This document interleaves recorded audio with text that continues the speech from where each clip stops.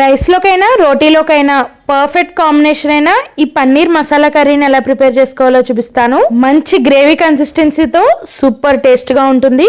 ప్యాన్లోకి butter వేసుకుని కరిగిన తర్వాత 1/2 kg వరకు పన్నీర్ని ఇలా క్యూబ్స్గా అయితే కట్ చేసుకుని వేసుకోవాలి. ఈ బటర్లో పన్నీర్ అంతా కూడా మంచిగా ఫ్రై అయ్యి గోల్డెన్ కలర్ వచ్చిన తర్వాత ఒక బౌల్లోకి తీసేసుకోవాలి. అదే బౌల్లో కర్రీకి తగ్గట్టుగా ఆయిల్ని వేసుకుని 2 మీడియం సైజ్ ఉల్లిపాయలని, 1 మీడియం సైజ్ టమాటాని ముక్కలుగా అయితే కట్ చేసుకుని వేసుకుని ఈ ఉల్లిపాయ ముక్కలు టమాటా ముక్కలు మంచిగా మగ్గేంత వరకు మగ్గించుకుని ఒక బౌల్లోకి తీసేసుకుని పూర్తిగా చల్లారనివ్వాలి.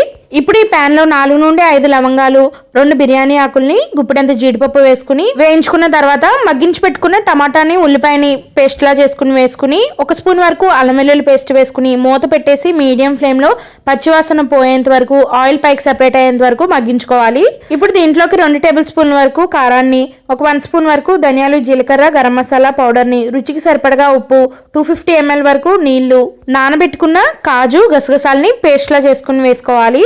అంతా ఒకసారి కలిసేటట్టుగా కలుపుకుని ముందుగా ఫ్రై చేసి పెట్టుకున్న పన్నీర్ ముక్కల్ని కూడా వేసేసుకుని చీరుకలుగా కట్ చేసి పెట్టుకున్న 4 నుండి 5 పచ్చిమిరపకాయలను వేసుకుని సాల్ట్ సరిపోయిందో లేదో చెక్ చేసుకుని మూత పెట్టేసి మీడియం ఫ్లేమ్ లో ఆయిల్ పైకి సెపరేట్ అయ్యేంత వరకు కర్రీని దగ్గర పడినివ్వాలి.